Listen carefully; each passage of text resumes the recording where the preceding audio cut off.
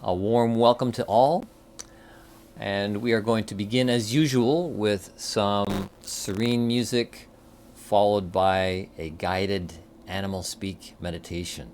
So make yourself comfortable, ready for a nice little musical journey, followed by an inner animal speak meditation.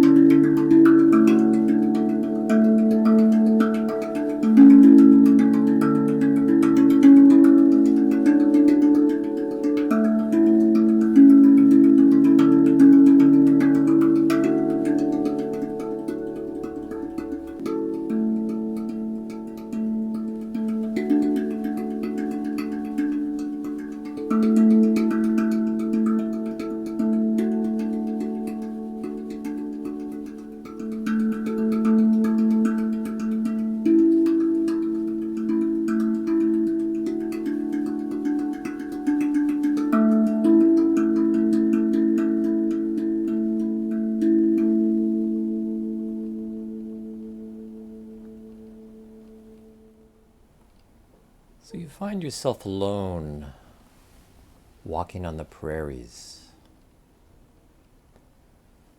Out on the prairies, you can see in all directions, which in a strange way gives a sense of safety. Safety because there's nothing to see except the flatness in every direction. And there's a sense of serenity and beauty to this unspotted landscape. And the warm sun overhead, as if the sun is there as your watcher and guide. You take your time walking across the plains, because there's nowhere really to go. Just the expansiveness of the eternal moment to enjoy. And the gentle breeze that graces the flat plains.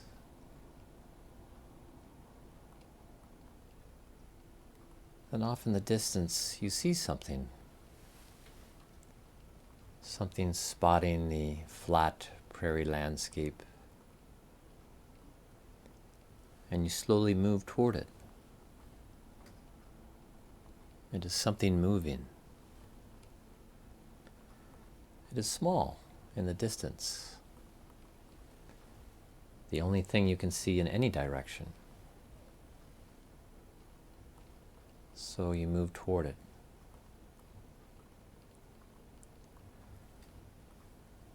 As you get closer, you see it's a herd of bison. Bison grazing in a grassy area. It's like a little oasis in an otherwise barren prairie landscape. It's a grassy area with one lonely tree standing by itself. A tree somehow finding a place to root and take nourishment upon this otherwise flat land.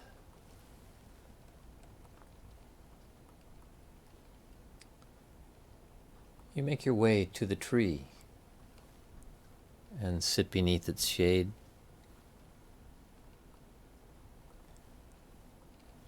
You sit to rest and watch the bison do their thing, gracefully grazing upon the grasses of this area, this oasis.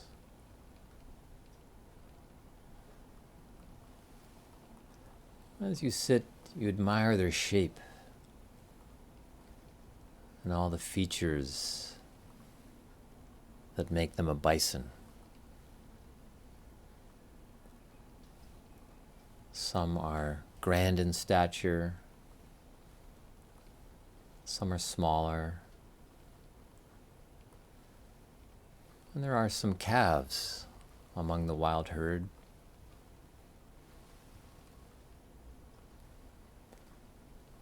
They all have strong, sturdy limbs to support their large frame.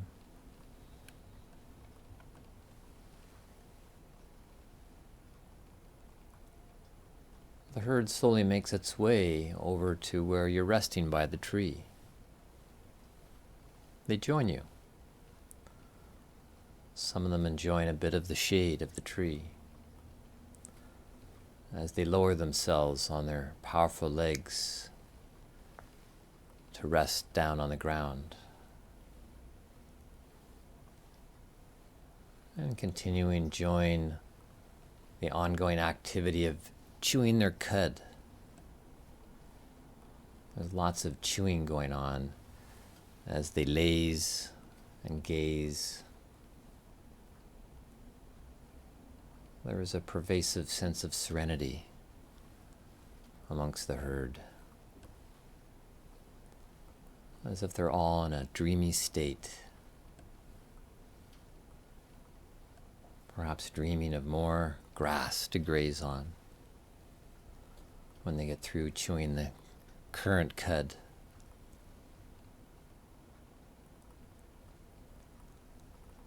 But there's no hurry. And it feels like you could all just sit and daydream here for eternity.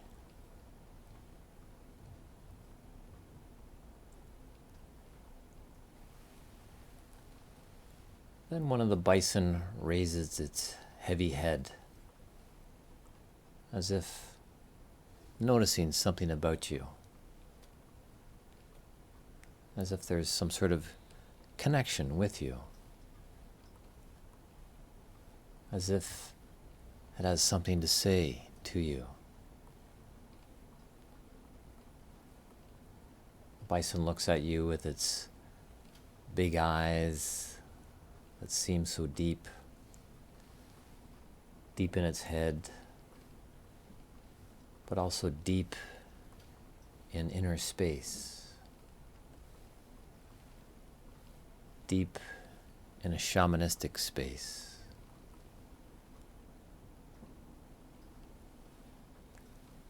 And the bison sends you a message, perhaps not so much in words, but sends you pictures for you to receive.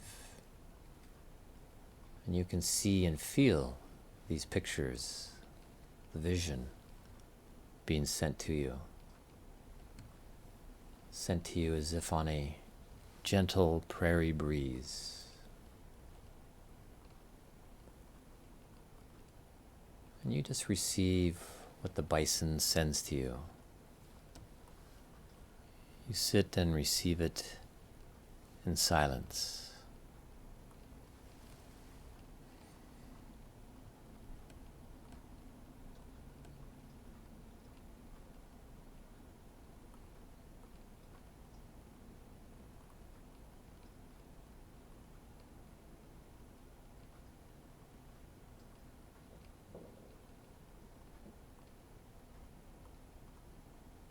You receive with gratitude the vision the bison sends to you.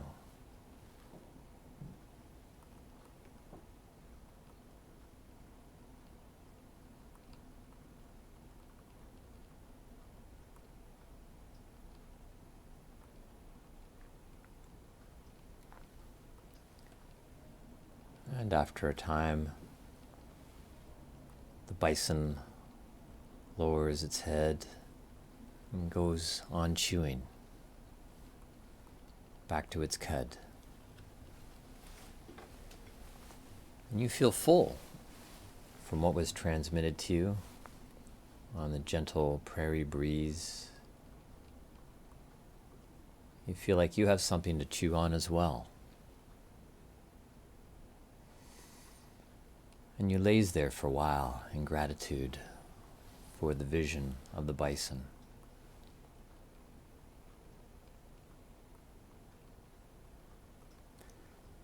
And then the bison, one by one, start to get up. Gradually getting up. Once again supporting themselves on their powerful limbs. They begin to carry on looking for fresh grass to graze on.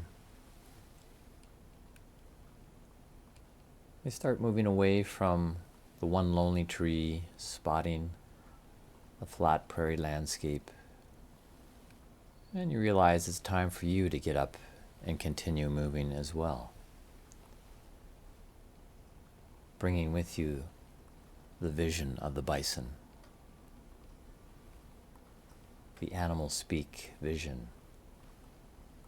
Spoken from one shamanistic mind to another. And you begin walking. Doesn't matter what direction, really any direction will do. As you begin returning to the here and now. And feeling yourself becoming aware of your body again. Each breath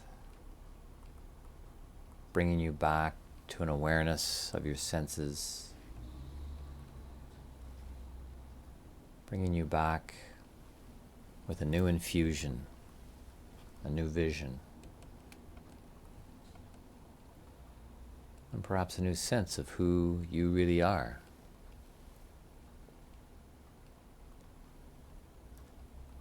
You let your senses awaken to the room around you, the chair beneath you,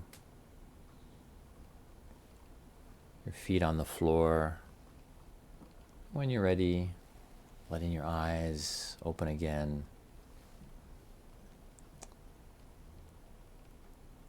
And then take some moments to draw and journal the vision of the prairie bison. Yeah, so hopefully you have some paper, some pencils or pencil crayons to record what you got in the vision of the bison. Take a few moments to do that. Something that you can review again this evening during your rukshow, your review of the day.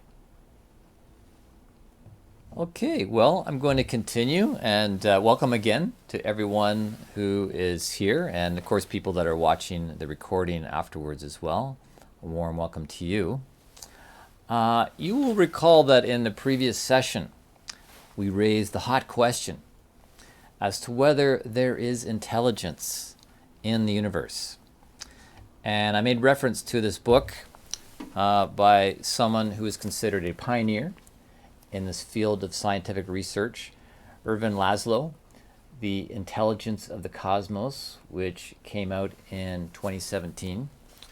And this has been a hot and contentious subject, actually, for quite some time, for a few centuries, in fact, since modern science started deconstructing some of the assumptions humanity held dear based on theological assumptions or stories and myths that had been passed down over the ages. And of course, a big assumption that got deconstructed was to show that the Earth is not the center of the solar system, but in fact the sun is. And that the Earth isn't necessarily the center of the universe at all, as was held as a belief up until that time. And this shift in perception really deposed the human from its sense of sovereignty and assumed center of creation. But the story doesn't necessarily end there, and neither does the research. As I said, this is one of the hottest subjects in scientific circles. But not only that, it is allowing there to again be a merger between scientific and spiritual perspectives. And books like Laszlo's unabashedly puts forth the premise that the cosmos is an infinite and eternal intelligence. Infinite and eternal intelligence.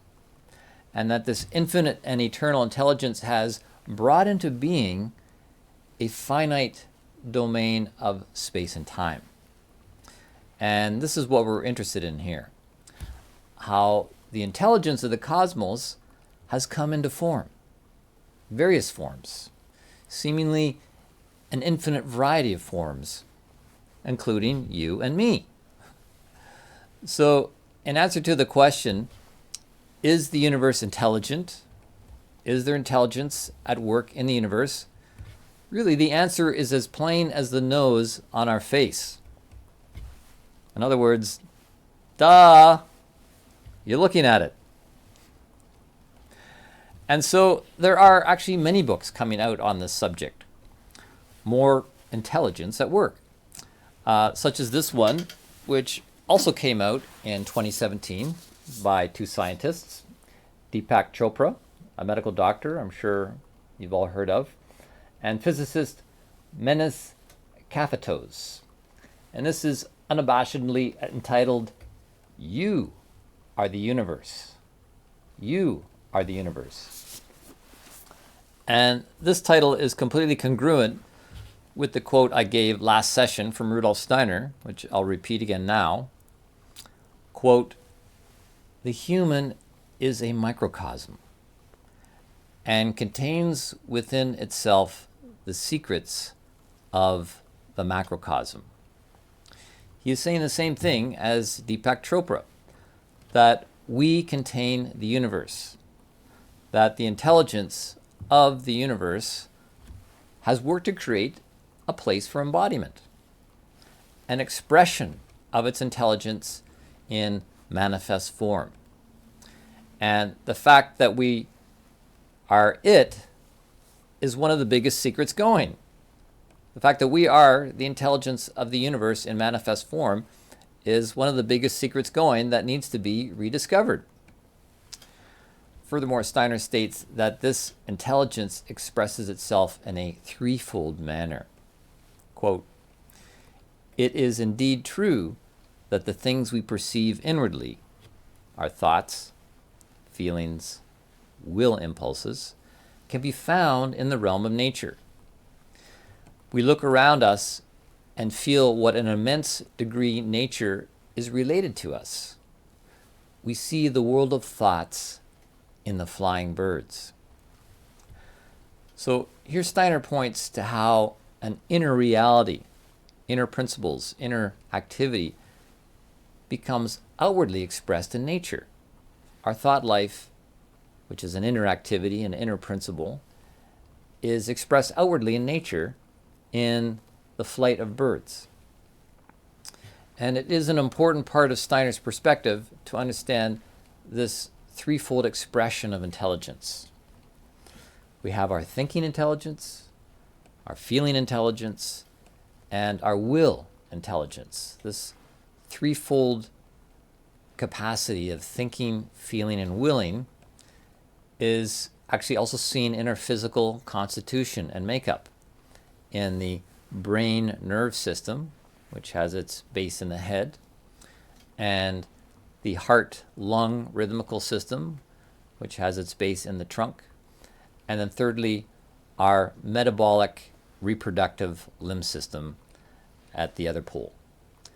And this threefoldness works together as a unit, and together is an expression of the cosmic intelligence, which is obviously threefold, as we can see it in ourselves, as a microcosm reflecting the macrocosmic universal intelligence. And this is all very exciting to contemplate. This is really breakthrough stuff, because if there's anything the human ego wants to know is, who is it? What is our identity? What are we? And this approach of spiritual science puts the human back into a place of understanding its role in the universe that it's been somewhat deposed from through modern science, and puts us back in understanding ourselves, our identity, as an embodiment of the cosmic intelligence. But it gets even more exciting when we also consider how everything in nature also mirrors a little corner of this cosmic intelligence. As Steiner said, we see the world of thoughts in the flying birds. And last week we examined the world of birds as a form that embodies one aspect of what the human is striving to embody in totality. And this gives a lens and means of understanding the whys and wherefores of all the creatures found in nature. So this week, as you may have guessed, we are looking at another aspect of the cosmic intelligence that has its particular expression in the world of the bison, or the cow, or more broadly, mammals of the bovine clade. And for this, I have sourced some of the research done by my mentor, Craig Holdridge, the director of the Nature Institute, where I'm currently a student. And Craig is author of numerous books, including this recent publication I referred to before, called Seeing the Animal Whole. Seeing the Animal Whole and Why It Matters. And here he shares some of his research into different specific animals. And in Craig's research of the bison, he actually went and spent time walking among the bison, just as you did in the Vision Quest, in areas where they're being repopulated in the Midwest of the United States. And when it came to this, walking near to where there were bison cows and bison calves and bison bulls, one of the first things he had to pay attention to is the sense of boundary, which there really wasn't a boundary, at least not in terms of any fences, because he was just out in the wide open plain. But he needed to be aware of the separation in terms of distance, that both he and the bison had a sense of autonomy and security with each other. And this theme of boundary became a central theme in Craig's research because, for one, the bison is the largest of all terrestrial mammals in North America. And the mature bulls can weigh over 2,000 pounds and stand 6 feet high. So there was a need to respect the space of the bison. But even though there was a physical separation, which he maintained, there was also this visual range of each other. And so it's not so easy to say where an animal begins and ends when you consider more than just physical space that you share. And so in fact, this is the title of this chapter in Craig's book, Where Does the Animal End? Where does the animal end? Where is its boundaries? because the bison is merged with a large environment. The environment affects it, and it affects the environment.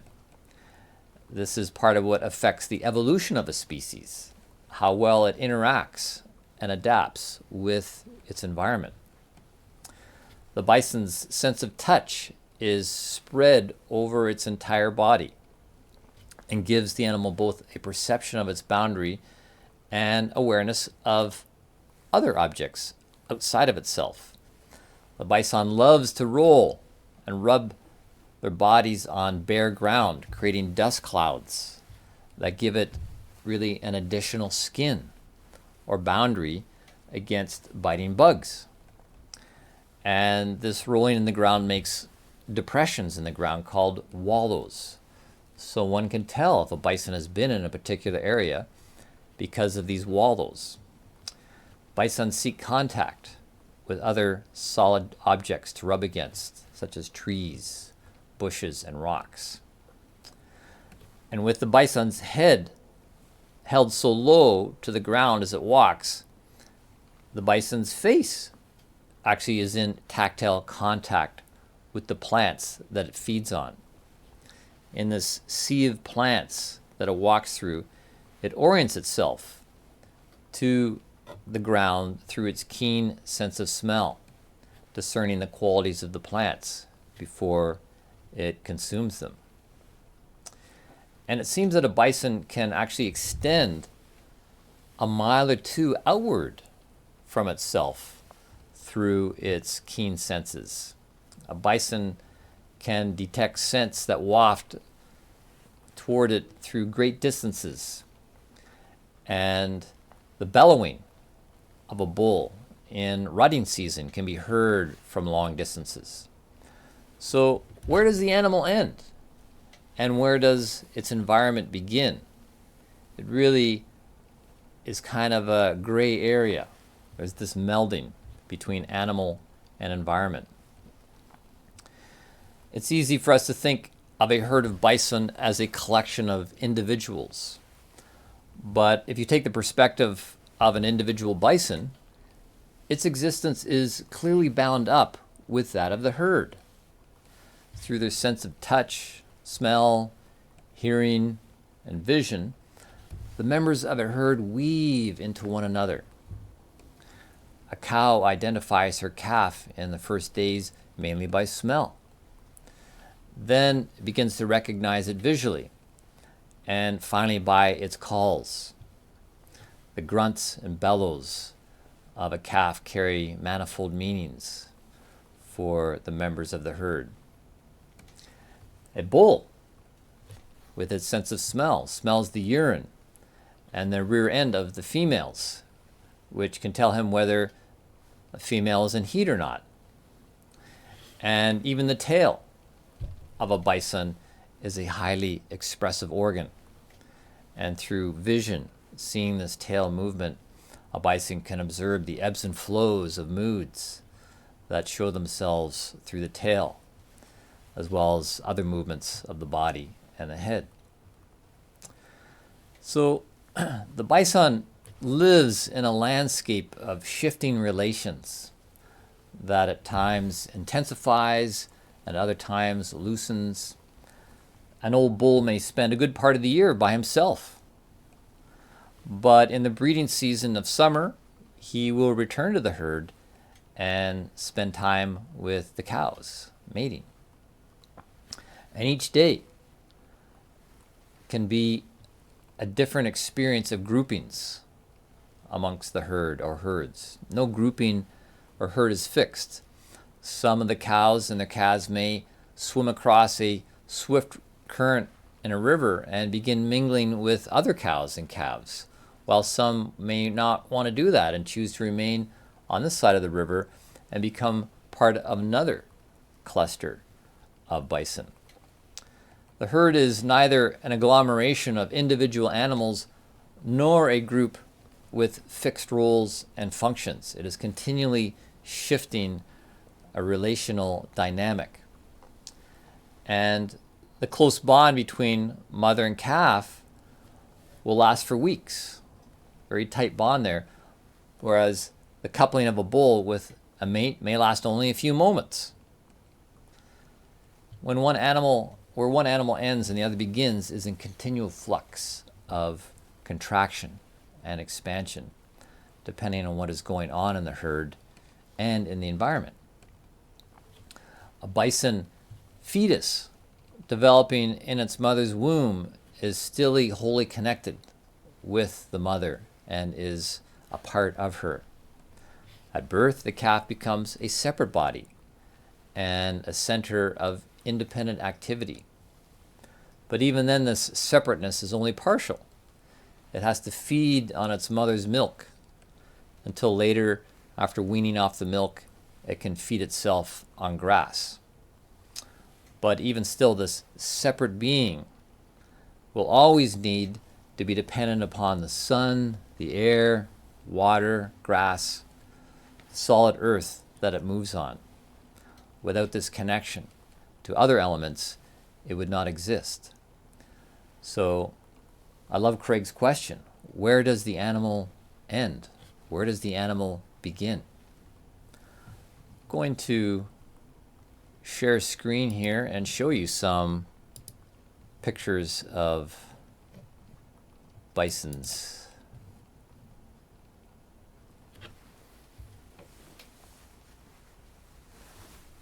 These are pictures from Craig's book, taken out in the Midwest.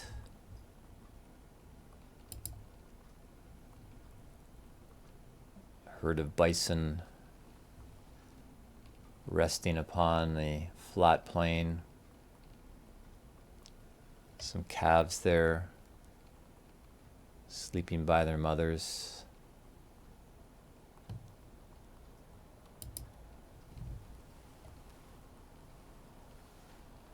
This is an interesting photo in that you'll see that the calf doesn't look so much like a fully grown bison, but has a very generic quality to it where it could be really the calf of any kind of cow or ungulate, such as a deer. There's even kind of a deer quality to the head, to the face. So this points to how animals in the beginning really have this generic quality, and then they evolve more into the characteristics of their particular species. And this will become an important point as we look further into the relationship between human evolution and animal evolution. But this is a particularly good picture showing how this calf has got a very general quality to it, and then as it grows it'll become more specific to looking like an adult bison, a particular branch of the species, the bovine species. There's another adult.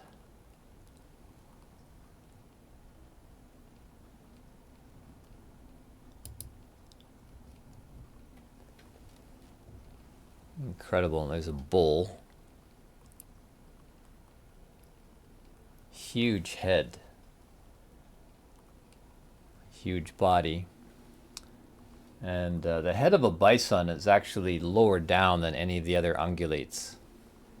Just really shows this heavy quality of the head that hangs down very low, close to the ground. It has this beard that drags upon the earth, and the beard in fact acts as a way, something that picks up seeds and moves seeds around to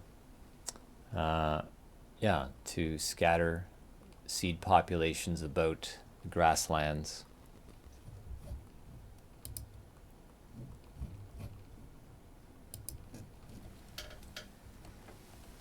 Yeah, so the bison are like walking seed bearers. There was one study that found 76 different plant species in hair samples of a bison. Bison can also ingest seeds along with the leaves and the shoots that they eat, and often these pass right through the digestive tract without being broken down. So in these ways, the bison spreads seeds in the environment. All these observations help us to appreciate how the bison and its environment support each other and are intertwined with each other. The body of the bison spreads out beyond its own physical boundary. Each bison is its own center of activity, but this center could never exist on its own. It needs a periphery from which it draws and to which it gives. A periphery that it incorporates into itself and transforms within itself, and then ultimately excretes out of itself in order to remain itself until it dies. And then it ultimately does die. It gives itself wholly over and becomes a part of the environment it depended on. And in a way, now the environment depends on it to be fed by the decaying body of the bison. We may not think of this as a giving back to the earth in the death and decay of its carcass, but when a bison dies, its body is eaten and scattered by scavengers, and this carcass returns to the soil, which becomes nutrient rich and then harbors vibrant new plant life as a result. There is a quote by the famed naturalist John Muir, who once remarked, "When we try to pick out anything by itself, we find it hitched to everything else in the universe." And we can see this in the interaction between the bison and the life of the native tribes of the plains, such as the Cheyenne, the Crow, and the Blackfoot Indians. Virtually every part of the bison carcass would be put to use by them. The meat, the internal organs, the blood even, and bone marrow were used for food. The hides provided robes and rugs and walls for sweat houses and teepees, and for clothing and moccasins and hats. The horns of the bison were fashioned into spoons and drinking cups, also used for arrow points and heads of war clubs. They were also used as cupping horns for bleeding patients and to relieve infections. The hooves, along with the muzzle, eyes, and penis, were boiled to make glue. Bones became pipes, knives, even runners for dog sleds.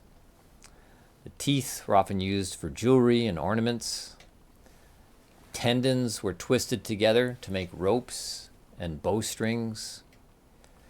The rumen, or stomach, and intestine, along with the bladder and the membranous sac around the heart, the pericardium, were used to hold water and food. Gallstones provided pigment for paint. And the dung, when dried, could be used to burn, like peat. So how integral the bison was to the life of the native people of the prairies. They transformed the bison and used these essential components for their lifestyle. So in a sense, a bison did not end when it died. Its life as an organism was gone, but through its body parts, the bison integrated into the life of the Plains Indians. And this brings us to the main point about the bison and about the bovine realm in general, and what it reflects about the intelligence of the cosmos. So much of his existence is about grazing and digesting. A large animal like a bison must take in a large amount of grass to sustain itself. As a bison feeds on grass, it is not only ingesting grasses, it's also taking in microbes like bacteria and protozoans and fungi that live on plants in the upper layers of the soil. And then conversely, when a bison is feeding on grasses, it's leaving behind microbes from its saliva on the grasses. So there's an abundant sharing of this microbial activity between the animal, the plant, and the soil. This is really digestive activity that's being catalyzed. And in fact, settlers traveling through the prairies in the 1800s noted that the trails of bison herds stood out from the surrounding prairie through their bright greenness. The defecating and urinating bison left a trail of nutrients, and the manure was continually being ground into the soil through the bison's hooves. And in the spring, the plants found ideal conditions for lush green growth, which the settlers would see as these swaths of bright green. So we can see the bovine as an organism is very much oriented towards digestive activity, which stands in contrast to the bird, which we looked at in the last session, which has very quick digestion. Things go through a bird very quickly. A bird, too, also has to eat a lot during the day. It has to eat many times its own weight in terms of seeds and whatnot that it consumes. But it doesn't take long to digest it, so it can be allowed to be oriented toward flight. It's light, so it can have flight and is able to navigate the currents and levity of the air. We don't see cows flying around. Cows are much more oriented towards the gravity of the earth. And we can see this in the emphasis of this downward orientation of the head. No other hooved mammal carries its head so low to the ground. So the bovine demonstrates the opposite pole of the bird. The bovine lives mostly in the metabolic activity. It is a will being more than a thinking being. And you can see this in the eyes, the dull cow eyes, as they call them, that show a placid, sleepy state. This stands in contrast to the saying we have about someone who has an eagle eye, meaning they are very awake and sharp in noticing things. They have a bird's eye view, seeing the big picture from above. This contrast in consciousness is highlighted in a quote by Rudolf Steiner. Quote, "I have spoken of the pleasure of watching a herd of cattle, lying satisfied in a meadow, and from observing the process of digestion which comes to expression in the position of the body and the expression of the eyes in every movement. Take the opportunity to observe a cow lying in the meadow and its reaction when a noise comes from one direction or another. It is marvelous to see how the animal raises its head, how in this lifting there lies the feeling that it is all heaviness, that it is not easy for a cow to lift its head. And there is something rather extraordinary going on. Seeing a cow in the meadow disturbed in this way, we cannot but say to ourselves, the cow is surprised at having to raise its head for anything but for grazing." End of quote.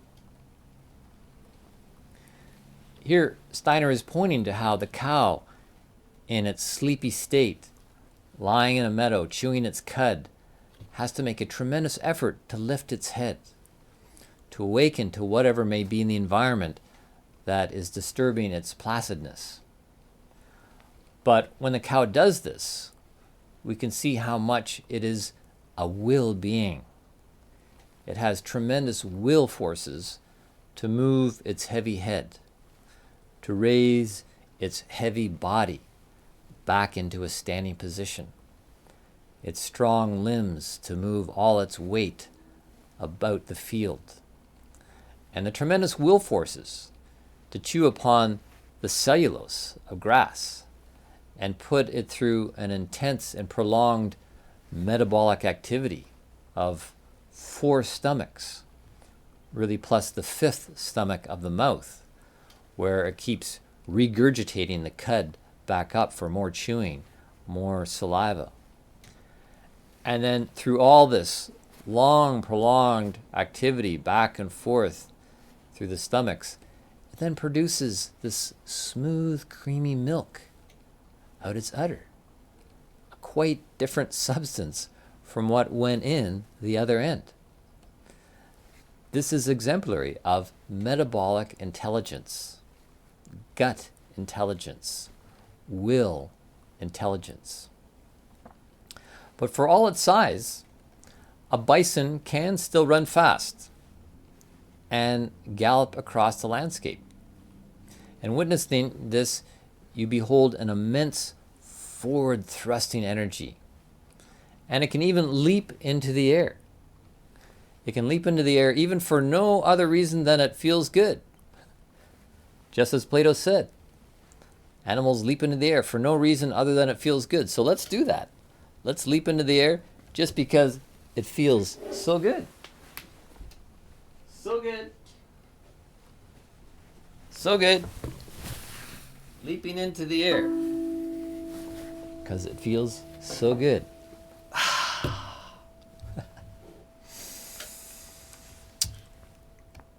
But just because the bison is heavily connected to the earth doesn't mean that it is less connected to spirit or the consciousness of the universe. The bison played a role in the spiritual life of the Plains Indians. To separate day-to-day life from the spiritual is something we do in modern Western cultures, but this separation was not present in the life of the Plains Indians. A bison hunt, for example, was not just a matter of killing an animal just for its useful products. It was an extension and expression of the Plains Indians' relation to the bison as a physical, spiritual being. The Plains tribes clearly experienced the bison as a spiritual being. For them, it was a great spiritual being that it embodied in every member of the species. That a spiritual being was embodied, really, you could say, in the group soul of the species. And this being can interact with other spiritual beings. It can interact with human beings, with other animal beings, plant beings, rocks, etc. And so they had ceremonies for the attainment of spiritual states of consciousness, so that these people could experience the bison as a spiritual being. This is something we've lost, and perhaps you experience it a bit today in our vision quest. But these native people felt each and every animal represented and presenced a part of the universal intelligence in a specialized way, and therefore should always be treated with the greatest of respect, all animals. They saw animals as generous, and that they gave of their being to provide the many things for the human to use to sustain themselves. It was all part of what they felt was a spiritual contract with the realm of animalia, of which the human was a part. We have our own animalia soul life, as do all animals. And we have this deep, intimate connection on that level, which they recognized and they fostered. And they recognized that each animal holds a wisdom of different sorts, and they could learn from them, and that the human should always think of other animals as relatives to be learned from. That animals were fellow spiritual beings and could act as guides and teachers who taught spiritually from the inside out, just as they served materially from the outside in. this is really core to the shamanistic understanding of things, that the animalia realm can teach humans spiritually from the inside out as one side of the coin, and the other side of the coin is they served humans materially from the outside in. Such a beautiful, balanced equation. But for most of us growing up in Western culture and using animals or plants as food, we do not feel a connection to some larger spiritual nature of these beings we consumed. People today hardly even give thanks or say grace before consuming the body of a plant or animal. And this lack of acknowledgement and appreciation for the consciousness that has inhabited these forms has led to the rise of big agriculture and the atrocities of factory farming, not to mention the near decimation of the plains bison, which came near extermination around the year 1900. But there's been work to repopulate these species, which has taken considerable consciousness raising to realize what's going on. And fortunately today now there are about 20,000 bison in different conservation herds in North America, and there's around 400,000 in herds being raised commercially, largely for meat products. So now this brings us to the subject of working with animals. Really an important subject we need to look at. Working with animals to ensure their survival, which we must realize in turn affects our own survival. And this brings in the question of domestication of animals. And in this session we're looking at the bovine realm in particular. Our science, which is now bereft of any of the shamanistic understanding of the past, has combined science with economics, seeking to maximize profits from the cattle and dairy industry. The dairy cow, which is a relative of the wild bison, is a domesticated animal, one whose present and future, right down to its biological makeup, is now inextricably connected with human activity, the work we've done in breeding these animals through domestication, which in fact actually began a long time ago. The domestication of the cow began about 12,000 years ago, the time of Mesopotamia. And since then, we have become part of a cow's being, and she part of ours, in a way that goes beyond the sort of connection we have with wild animals. Cows are deeply dependent on us, and we on them. This bond raises the question of what responsibility we have to cows and to really all domesticated animals. Do we see them just as units of production we need to maximize?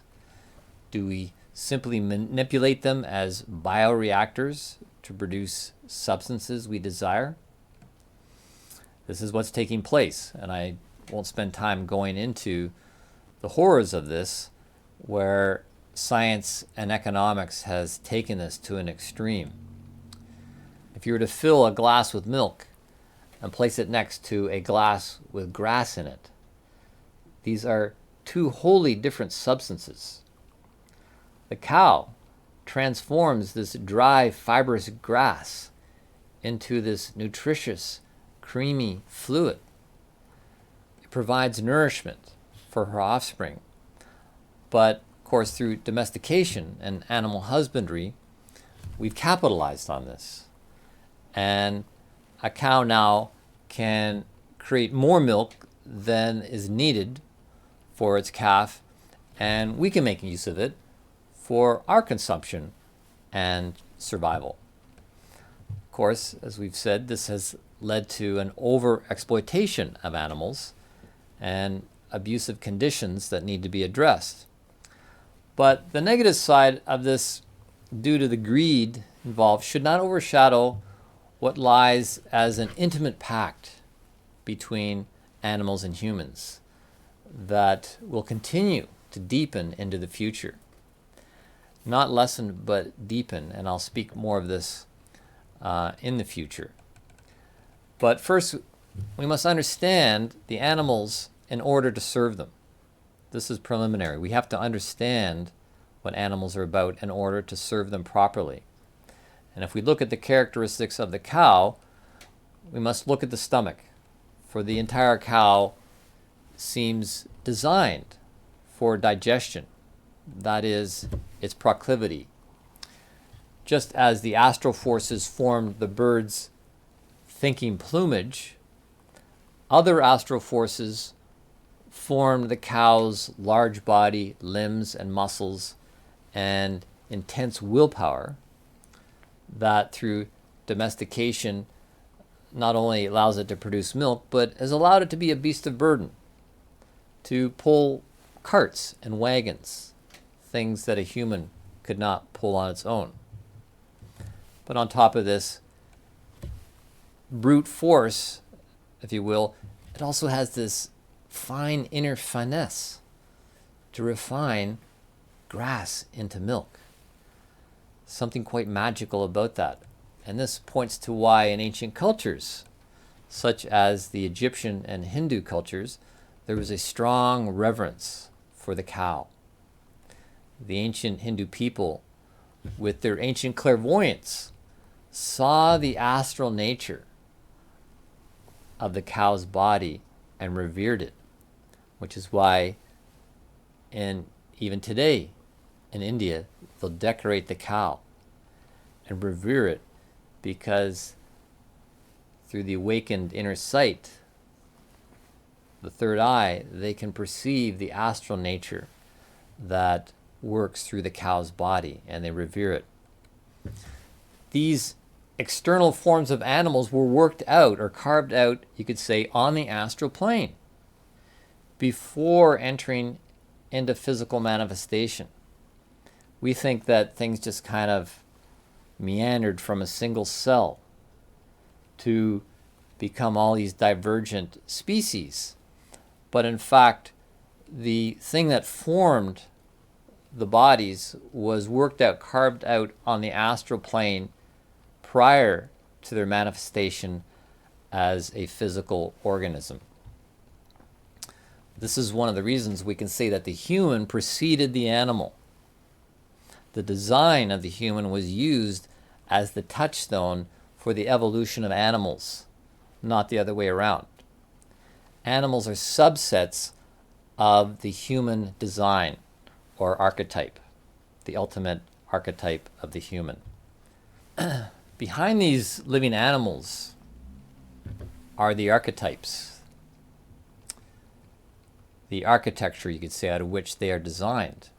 The archetypal architecture that is drawn from the intelligence of the cosmos, the intelligence that is threefold in nature: thinking, feeling, and willing.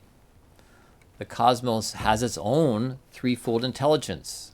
It has a thinking or thought capacity, it has a feeling capacity, and it has a will capacity.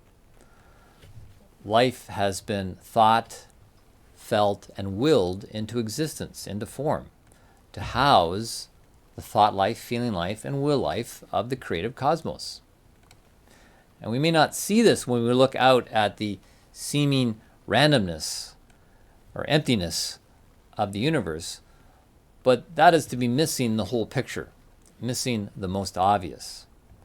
When we see how the universe's seeming randomness has brought things into a visible manifestation, as it has on our particular corner of the universe here on Earth, we see how the architecture of form draws from the threefoldness of thinking life, feeling life, and willing life. We can see this balance in ourselves, and we can see it in a way out of balance in animal forms. And it is through these visible manifestations that we know these capacities of conscious intelligence exists in the universe. Through this, we can know there is a threefold intelligence in the universe. It is through the visible manifestation we know what lies behind it. The proof actually is in what we see and observe, which is the way modern science works. It wants to be able to see and observe something. And in this way, we can also come to understand the profound statement made by Jesus when he said, "Whoever has seen me has seen the Father." Whoever has seen me has seen the Father. In this profound mystery wisdom, he's talking about how the invisible is being made visible through the human form. And we can also say the same thing about ourselves. Whoever has seen you has seen the unseen intelligence of the universe. It's there in you, right in front. The same can be said about the sentient beings of the animal kingdom. They demonstrate a subset of the overall intelligence of the universe, but they hold a specialized piece of the picture. The bird realm shows in physical form the thinking aspect of the astral world. The bovine shows the will and metabolic activity of the universe in action. And we know there is metabolic activity within the seeming chaos of the cosmos. Metabolic is made up of anabolic and catabolic. There is a constant building up and breaking down in the universe. The universe is constant metabolic activity. And we see that reflected in the microcosms on Earth. Firstly, in ourselves, in our own metabolic activity, but also in a specialized way in the species that are related to anything that's bovine. The bovine is breaking down the catabolic activity, the grasses it feeds on, to metabolize it, and then anabolic activity to build itself up, its flesh, and to produce the creamy white milk. The cow is specialized in the way it consumes food for itself. A cow does not have canine teeth or incisors. It only has molars for grinding up the grass, which it tears up from the ground with its long tongue. That's its specialty. But the human stands out from all other animals in the fact that we are not specialists at anything. We are generalists. We have generalized capacities and tools to work with. We do have canine teeth, as well as incisors, as well as molars. We have all three kinds of teeth. And this allows us to partake of a great diversity of consumption. I've sometimes heard people remark that the human is the only mammal that would drink the milk of another mammal. That's right. The human has this capacity. And it's quite remarkable that nature has provided us with this capacity to sustain ourselves in so many different ways if need to. The human can and has sustained itself through the consumption of the flesh of other sentient beings. This, of course, brings us into controversial territory and the question of to eat meat or not to eat meat. Let us begin from the place of acknowledging that the human has this capacity and can do quite well to sustain itself through the consumption of animal flesh. The animal, such as the cow, can take the plant material for us and turn it into flesh that a human can consume. Or we can go directly to the plant material and consume that. We have that choice. We have that diversity. People choose to be vegetarian for a variety of reasons, to forgo animal flesh and even of other animal products such as milk or eggs. And this is a noble aspiration. which is probably in line with the long-term vision of evolution, where our relationship to the animal world will evolve within the context of a spiritual evolution, and animals become more dependent on us for their evolution than we are on them for our evolution. And I'll speak extensively of this in the next series, of this intricate network that weaves between the different beings and how that is going to evolve into the future. But to make a few points about the relationship to meat, Rudolf Steiner himself was a vegetarian, but he was also quite advanced in his spiritual development. And not everyone is ready to make that step. He said, "It is better to eat meat than to think meat." Better to eat meat than to think meat. Meaning that if your body craves it, it might mean that it still requires it. And I personally have tried at different times to be strictly vegetarian. And while I don't eat a lot of meat, I don't feel my body, I feel my body calls for it at different times. And so I answer that call, eating some animal products, high quality animal products, with gratitude, with reverence, with thanks to the animal, thanks to the universe, rather than with any sense of guilt. Furthermore, I've heard the call of other people's bodies calling out for better nutrition, calling out for some meat to sustain it, because they were trying to be vegetarian but not too successfully. So for some reason, life has put me on the path of quite a few people, between, 20, 25 different people, where I have helped to be a bridge to get them back to eating meat, because they had gone off meat and it was causing serious damage to their body. And they had a mental block around consuming animal products. But the thing is, if you really aren't providing yourself with proper nutrition, some of the serious effects can be in how it creates an imbalance in the mind, affecting mental health. And this is part of the problem. We come at issues around diet from a mental place, and we let our thinking dominate, or we let beliefs dominate.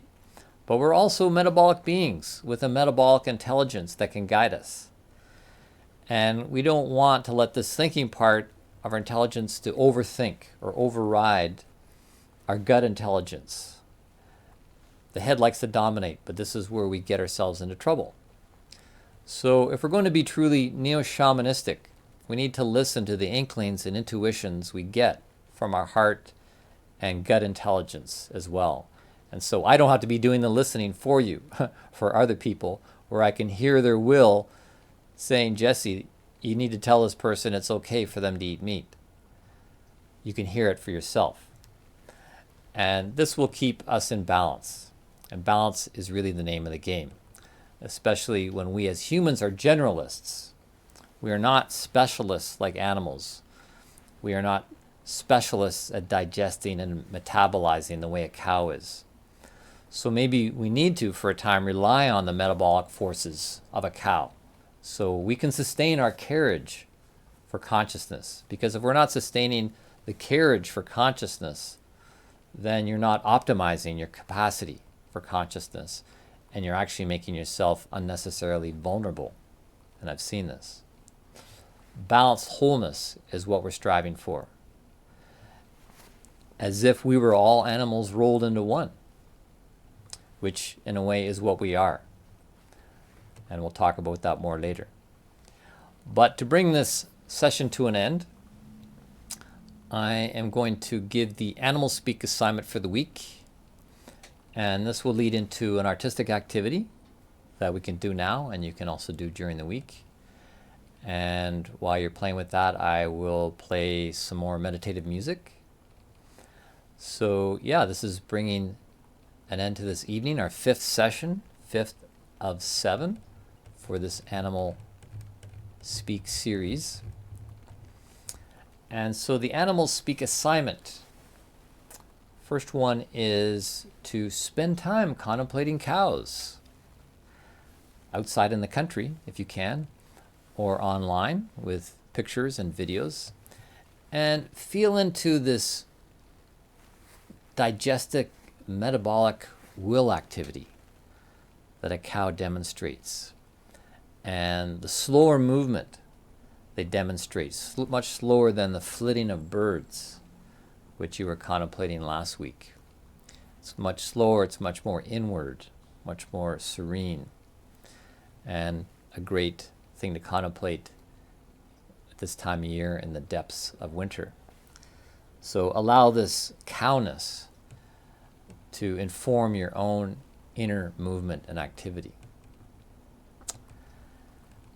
Second animal speak assignment is borrowing from the desire exercise of Rudolf Steiner's How to Know Higher Worlds, where he gives an exercise where you visualize an animal whom you have observed longing for something, an animal that's longing for something, and you direct your attention to this desire, this longing.